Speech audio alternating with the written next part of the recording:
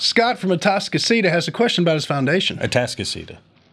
Atascocita. I say potato. I think it's You say Atascocita. potato. All right. Well, regardless, he has two large Is it crepe Houston myrtles. or Houston?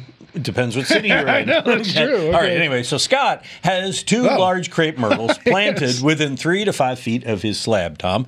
And he writes to us, the crepe myrtles are 17 plus years old and are over 22 feet tall.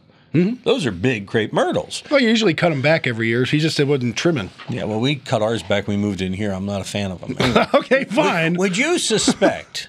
He wants to know that they could lead to potential damage of the slab or our home. I can see one crack by the closest tree, but it's not changed, he says, in several years. So he wants to know, does he have a problem? What's your answer for Scott? I don't think you do. Okay. Those trees are not like an oak tree, a live oak, or a water oak or something like that. They can do some damage to a foundation. Now, if we have a really dry time and they're going to want some water, and if you don't water them, they're going to dry that soil out, so you might get a little schmutzing around there, but besides, schmutzing, shifting, whichever, crepe myrtles are not that kind of tree.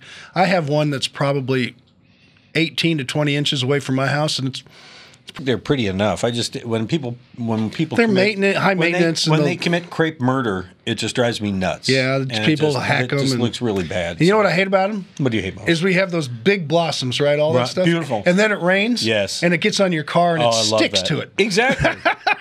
When we bought this building, it was ringed with crepe myrtles. Yeah. It was the first thing I did. I had the landscape guy come get rid of them. I noticed you haven't been mowing your weeds, though, when I came up today. No, that's landscaping. That's landscaping. All right. You got a question, send it to us. Be happy to help you out.